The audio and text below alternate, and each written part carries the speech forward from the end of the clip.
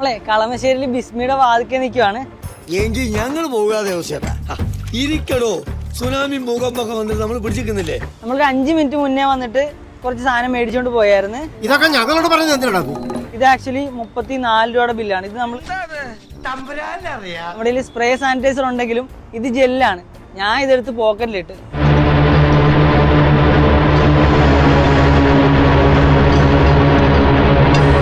മോഷണല്ലേ? മുഖത്ത് നോക്കി പറ, മോഷണല്ലേ അല്ലേ? ഞാൻ അപ്പോഴേ പറഞ്ഞില്ലേ അവനാള് ശരിയല്ല. ബില്ലടിച്ച് ഇറങ്ങി പോയി കഴിഞ്ഞപ്പോഴാണ് ഞാൻ അറിഞ്ഞത് പോക്കറ്റിലൊരു സാധനം തടയുന്നു.